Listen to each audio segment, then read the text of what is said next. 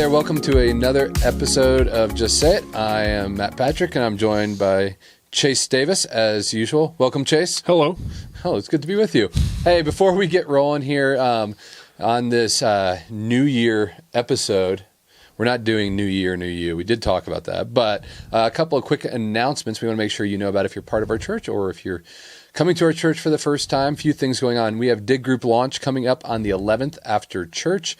That's really important for those of you that want to get connected with a group. These are basically Bible studies that outline our sermon series. And so if you're not in a Dig Group, or maybe you've been out of a Dig Group for a while and you want to get back in one, we would encourage you to attend Dig Group launch. Also, that Sunday, we have, what else going on?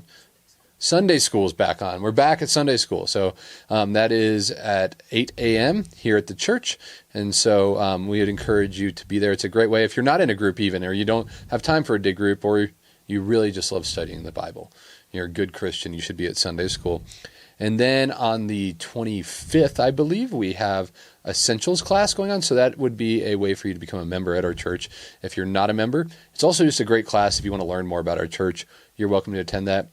I'd even encourage people who've been longtime members, if they kind of just want a refresher on our church, that they can attend that. We also have baby dedications coming up, and so lots of babies in our church. Awesome. So we just want to make sure you know about that in advance. Is that also on the 25th, Bethany? The 25th, we will be having baby dedications. So you can email us at the church or message us on the app, whatever works for you. But we just need to know if you would like to dedicate your child, because we'll be having those on the 25th. All right. Well, as we do each episode, we start off with, what did you mean by that tweet? I had to apologize to Chase before we started. I was on vacation. I hadn't been tweeting very much, so I think he had to dig into the archives for me. Yeah, I thought about going back to 2016 and, was trying to find a tweet about David French, but, I blew up my tweets a while ago. Oh, okay. You deleted all those? I did the whole entire thing where you could delete all your tweets. That's great. Because I was embarrassed by things that I had said. Good for you. So, yeah, call me a coward. Don't care. But would you like to go first? You want me to go first? I'll go first. Great. So on October 28th, a friend of ours, tweeted, "Eggnog is a blood memory. Heritage Americans are eggnog enjoyers. At the very least, they're eggnog respecters." Just personal reflection real quick. I made homemade eggnog from, it's a recipe that Pastor Brian Brown down at Trinity Church. Great recipe. I've made it for the last 3 years. And this year's the first year, and I don't even know how long I've been married, 17 years, that Kim has ever liked eggnog. Oh, wow. Yeah, she liked the eggnog. So I was very encouraged by that. Anyways, you subtweeted, meaning boosted this, and you said correct. So do you have to drink eggnog to go to our church, Matt? Is that what you're trying to say? 100%. 100%. Eggnog is excellent. It is a blood memory. It is baked into the American DNA. And I question those that do not like it.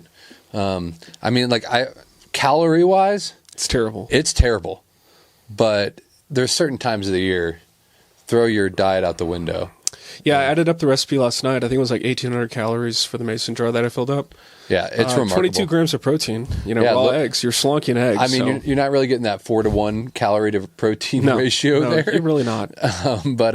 No, I think eggnog is excellent. It should be enjoyed by all, and those that don't like it should put a glass of it in their hand this Christmas, and like during the Christmas season, and hold it, and maybe just take a sip every once in a while. Yeah, and just let the memories. You can train yourself to like things that you don't like. Yeah.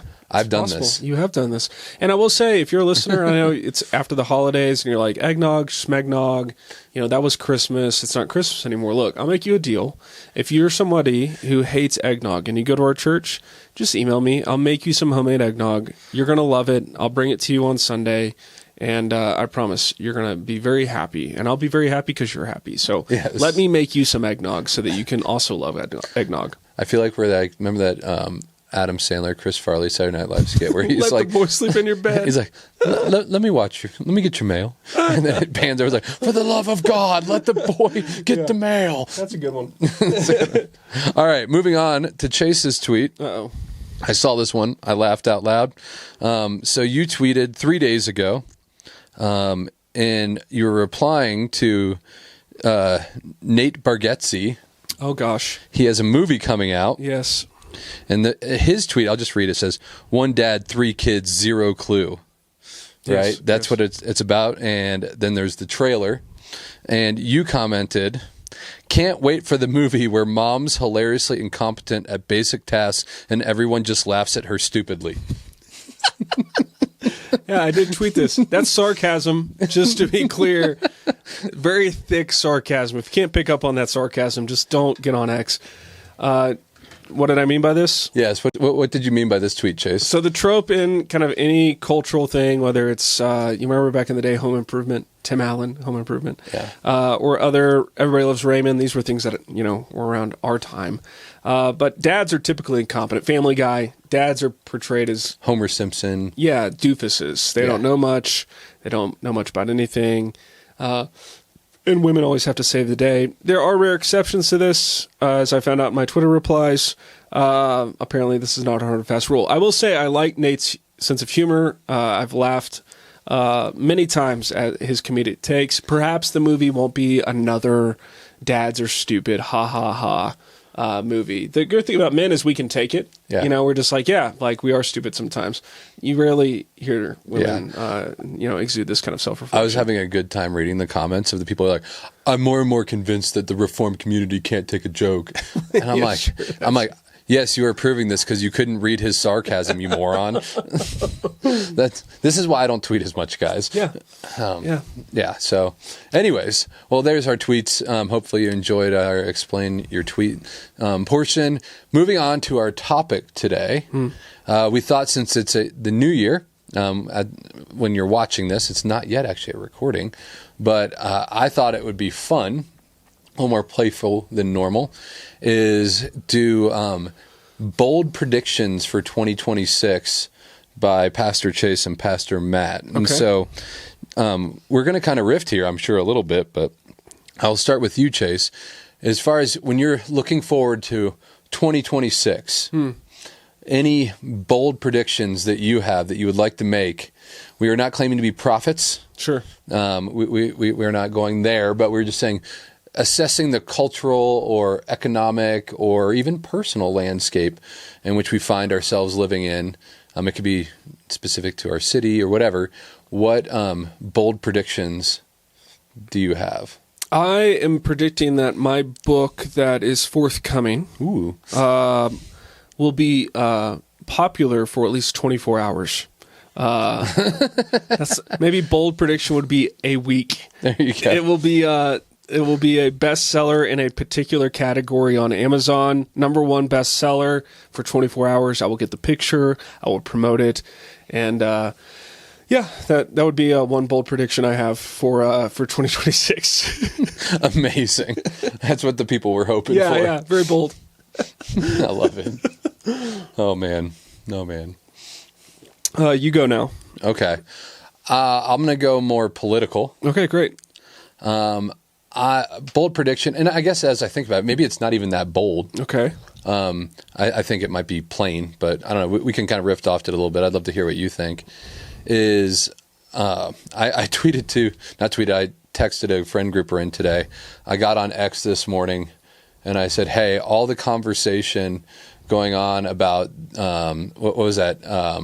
The American Conservative Fest? AmFest, American Fest, TPUSA, big event. Yeah, that big event. It's all over the place, and the whole entire debate on terms like Judeo-Christian and Jews and Americans and that and blah blah blah blah blah. And it's just everywhere on my feed, and it's probably the algorithm feeding it to me predominantly based off of the circles that I'm in. But I just saw it, and I was like, and I texted you guys. I said, man, it just feels like a giant black pill right now. Yeah.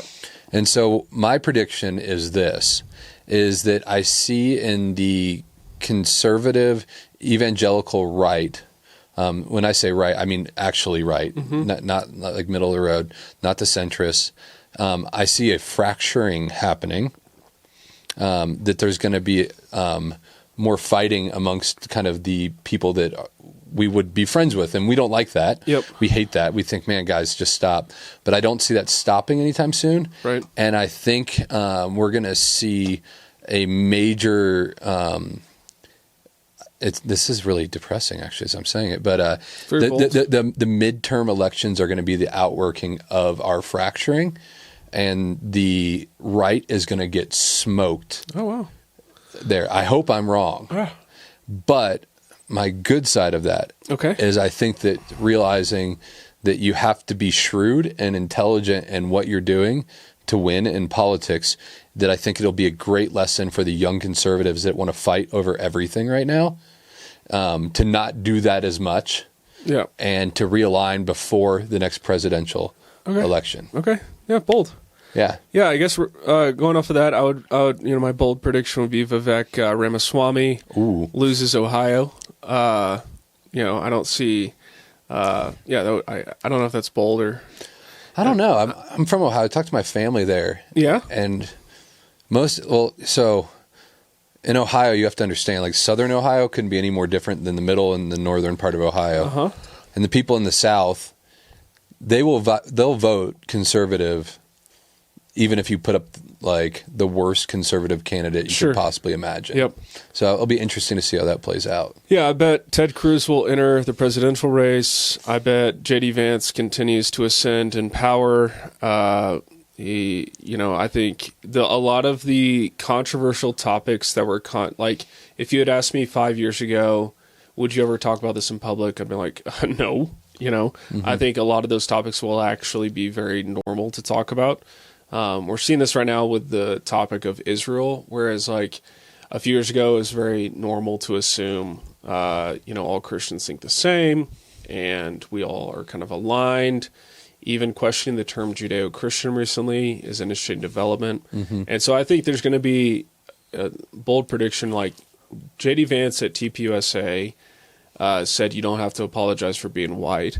I think that kind of rhetoric and opinion will only increase in its popularity and its, widespreadness. And so I predict there's going to be a return of wokeness in response to it. I think a lot of the people that have been asleep are going to be, or pretending to be asleep, that had BLM radical views back in 2020 are going to come back out of the closet and probably fight it really hard. Maybe you'll see Eric Mason make an appearance somewhere, and maybe that's a bold prediction. He'll show up at an Acts 29 conference or a Gospel Coalition conference and give a talk on racial reconciliation. We'll see that. There you go. All right, I got another one. Okay, I think 2026 is more angled at the church. Mm-hmm. Will be a profound year because of all the kind of interesting turmoil that we find ourselves in. There's a lot of like globalist talk out there, but there's also a lot of nationalism talk out there. And I think Christians are silly when they don't think that impacts how we think about the church. Sure. It's going to have an impact. It's going to do things. But I see, and I think our friend Michael Foster has talked about this a lot. I think you're going to see a hyper focus from Christians on local church and geographic regions being very, very important to Christians.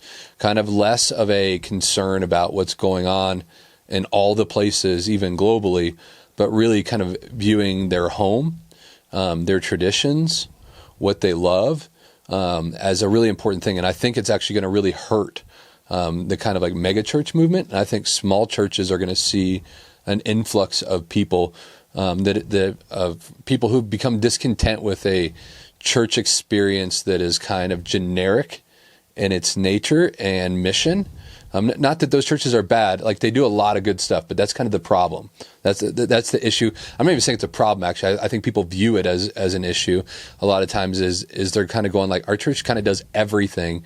And in a sense, I don't really even know what we're doing, but how are you preserving what I'm trying to build for my family, those around me? How are we impacting our community? How are we taking ground? And so I really see the local church in a smaller context actually making a big comeback, and there being a great need for more churches, particularly in places like Boulder.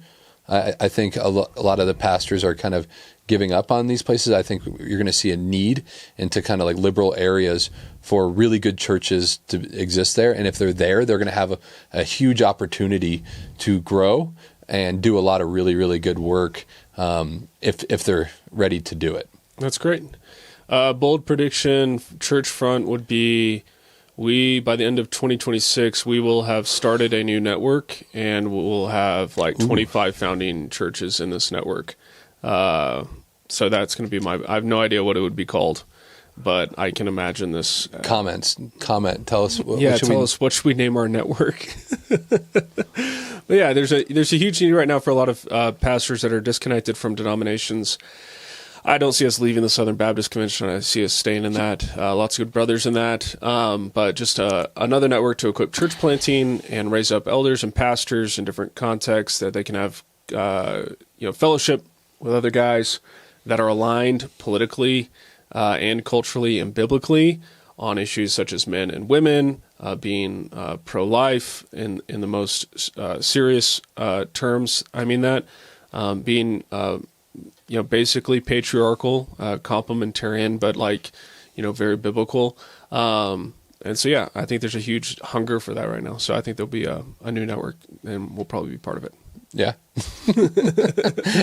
Is it bold if we're like, hey, we're kind of working on something? Yeah, because because in your mind, when you say we're kind of working on something, that means we talked about it at lunch or we talked about it over text. Yeah, that means we're doing it. No, yeah, exactly.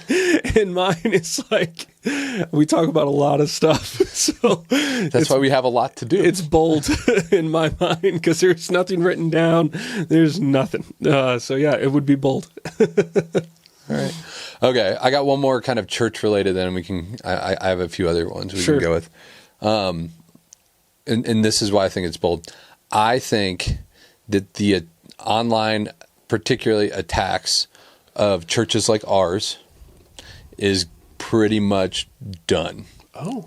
Of any sort of significance. I think there'll always be a few people, but I think the groundwork that's been laid by a lot of good conservative churches over the last year has shown that crowd that, one, we don't care what they say.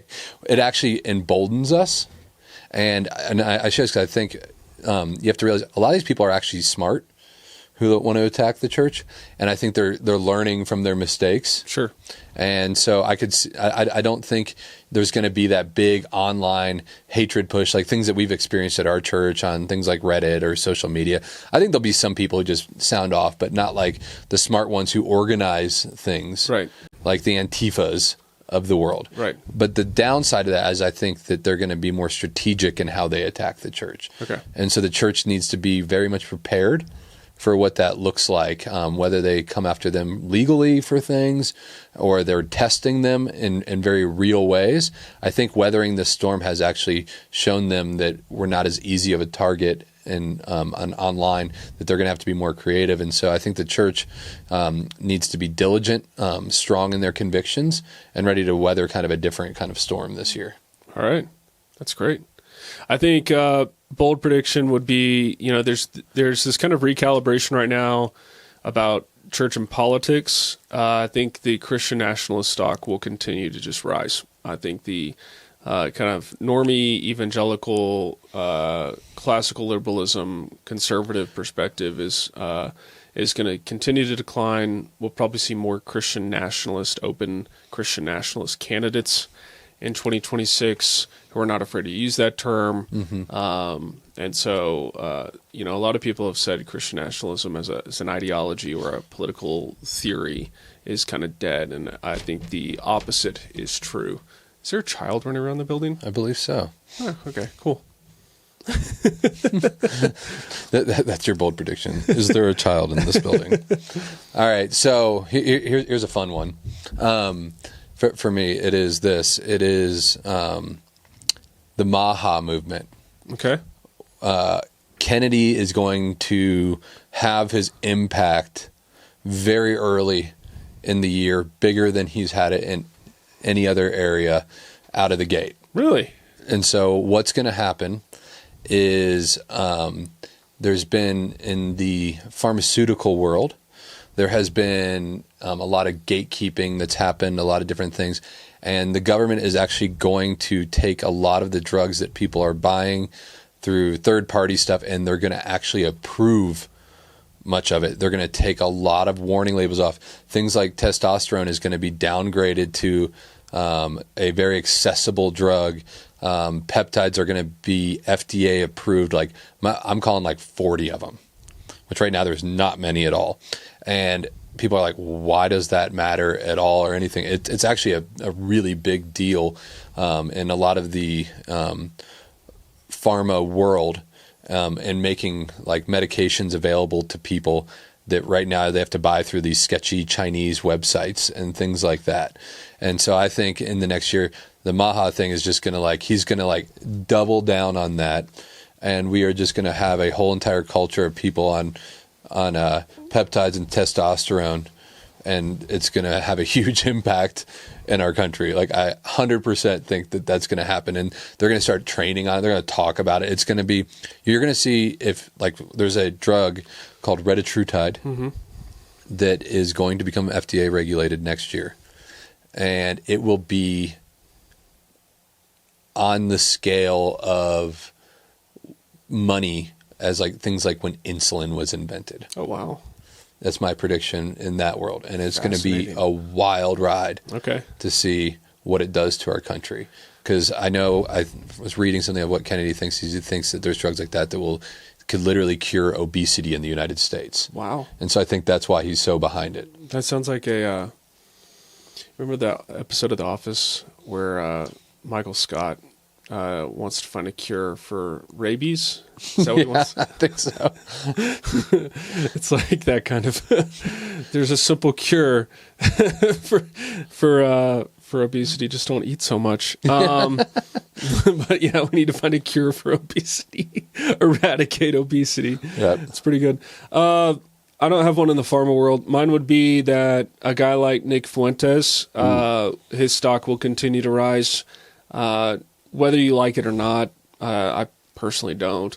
But, I think that as he goes on these platforms like Piers Morgan and Tucker and others, I don't know the man. I've never met Nick. I don't know what his deal is. Some of his opinions and even his jokes are pretty out there. And so he goes on these normie shows and he seems like a normal guy. Mm-hmm. And so people are... I think people are going to become more accustomed to his sense of humor and more comfortable with him being a kind of talking head out there. And that's going to be upsetting to a lot of people. I don't blame them. I mean, some of the stuff he said is very incendiary. But I think his stock is only going to continue to rise next year. I don't know if that's bold or not. But. Yeah. All right, here, let's have a little fun, Chase. Ready? Okay. Yeah. What is your prediction for Texas A&M football in 2026? My prediction is 8-5. It is our happy medium. I think we go 8-5. I think we beat Texas. I think because we play them at home. It's going to be awesome. And then I think we end up probably at I don't even know if the bowls would allow it, but I just saw it on TV. So the Idaho Potato Bowl. Mm-hmm. I think that that's probably where we end up next year. 8-5. Not predicting another 11-2 year. But we beat Texas. So that's my prediction. We'll revisit this a year from now and see you if should I was just make right. a bold and be like, national championship. No, I'm too realistic for this stuff. Well, here's mine. The Bengals win the Super Bowl in 2026. Wow. Mark it down. They will do it next year, even though technically the Super Bowl's in the next year. Yeah. But you know what I mean, right? Like that season. Yeah. And I ran it through multiple AI models. Okay. And just in case you're wondering, probably going to the the playoffs this year are 4 teams that were bottom of their division last year. Okay. Or bottom 2. Mm-hmm. And I see my team playing with fervor and anger right now because their season has been littered with injuries and bad coaching. They lost yesterday. What's that? Didn't they lose yesterday? No, they won 45-21. Oh, that was the Broncos that lost. Yes, the Broncos lost. Sorry, I get them confused. I think the Broncos fall from grace and end up all the way back down in the basement where they belong. You think so? Yeah. Oh, that is a bold prediction. Bo Nix is a hack of a quarterback. Oh, I disagree. I think he's great. Yeah, he's not good. I love Bo Nix. You can love him, but he's not good. He's good enough. He gets the job done. Yeah, name the team that wins Super Bowls with a mediocre quarterback. I don't know, man. Trent Dilfer. 11 and what? 11-3? Yeah, but it's the defense only. My bold prediction, early prediction, is that the Broncos win the Super Bowl. How about that one? Oh, is that a bold prediction? Yeah, we'll see you in the AFC Championship game where Bo Nix throws for 19 yards. Against who? The Bengals. Oh, the Bengals are going to be in the AFC Championship game this year? No, next year. Oh, see, I'm saying as this podcast comes out, we'll be talking about the Broncos going to the Super Bowl. Okay. Sorry to depress you. I just love to hate the Broncos because you know how it is being the team that never actually wins it. Oh, I know. And so you just pray for misery for those around you. Oh, absolutely. Yeah. I mean, A&M did win the national championship in women's volleyball yesterday. That was lovely. I didn't even know how scoring works, but they were very excited. It's funny when you watch women's sports. First of all, very scary to play volleyball. These volleyballs are being hit at like 60, 80 miles an hour. Yeah. That's terrifying. These giant women, Nephilim women, are just hitting this ball straight down. So very powerful. But, when guys win, they're like pumped through the roof. Oh my gosh. The girls win or lose, and both teams are crying. Both teams are in tears, whether they won or lost. So I got a kick out of that. Me and my boys got a kick out of that. Yeah. All right, I've only got one more in my head. Okay. We can keep going if you want, but I've got one more in my head. I was reading, I did pick up a copy of our local paper. Okay. Because I try to stay a little bit current on what terrible things they're saying in there. Sure. And they were trying to figure out, it was pretty funny, they were trying to figure out why there's such a decline in enrollment in Boulder Valley School District. Okay. I predict that the more liberal the community, that funding is going to begin getting pulled, and that people taking their kids out of the public school system is going to hit like an all-time high once again. And I celebrate this. And if you had to predict a school in Boulder Valley to close first, like if they have to shutter a school, A high school or like a... any school that you can think of, what would be a school that would close? I think you'll start seeing the charter schools go first. Really? Interesting. Yeah. Okay. I think it's because, I don't know. I'm totally guessing on that. I have no data to back that up whatsoever, but I think you'll start seeing schools shuttered. I think there's a few in Denver that already have. Yep. And so I think you're just going to start seeing that, and there's just a whole entire reorientation to, you might even be liberal. And I think that's the funny thing about it is it's easy to have those beliefs and stuff, and you really get tested on it when it comes for your children. And so I know families here in Boulder that I would call liberal families, and they're coming to me and asking me about the private school my kids are in because they're concerned about what's happening in their school. And I'm like, right. But isn't this what you want? And they're like, in moments of honesty, they'll confess, well, I think I like the idea of it, but when I see the ramifications of it for my children, I don't want them around that. Sure. And so I think Christian education is going to continue to make a massive comeback. I think homeschooling is going to be big. I think you're going to start seeing the idea of private schools that are not Christian making a big resurgence, like co-op model stuff for because like those schools exist. Like there's a school Dawson here in Boulder, but it's like an insane amount of money, and most people aren't comfortable paying that. And so there's going to be other options. I think you're going to see a lot of creativity coming out of the education world for sure. Bold prediction would be interest rates decline. We enter a recession, and housing prices in Colorado come down, but not in Boulder. Boulder City, Boulder County maybe, but the city of Boulder will probably stay flat. But yeah, I think more people are going to leave Colorado next year than any other year on record. Maybe not cumulatively in terms of more than all other years combined, but I think you're going to see a huge exodus from Colorado next year as the Democrats continue to have a stranglehold in Colorado on our political landscape. Not to mention the Republicans we have are absolute trash. Many of them. Would you like to name one? Yeah, Gabe Evans. Gabe Evans, repent and do better. You coward. You had the opportunity to vote in line, and it did pass, and you chose to be on the losing side because you're a loser.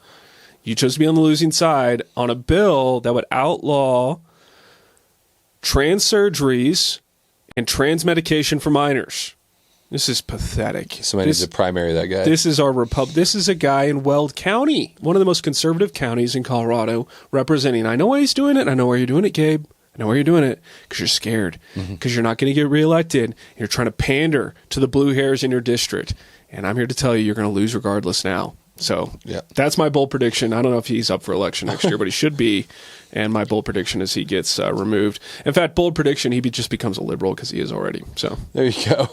Well, Chase, on that note, is there? Let's end with this.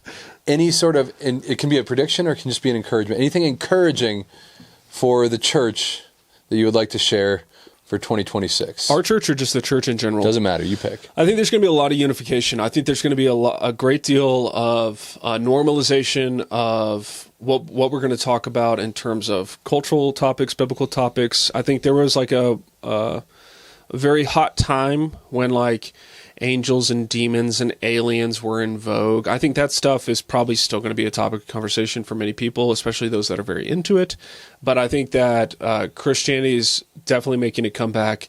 Not that it was ever down or in question, because we ultimately trust in Christ and he will build his church. But I think that there's going to be a lot of unification that where there were fractures a few years ago, culturally, politically, in churches, there's actually going to be more unity and more growth numerically and just health and maturity and holiness.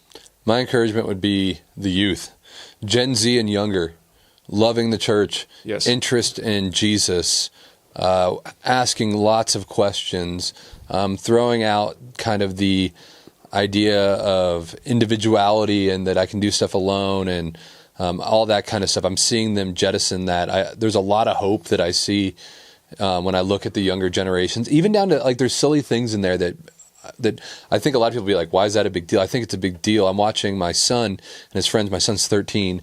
I'm watching them care about, like, they're like, hey, we should dress well to things. Mm-hmm.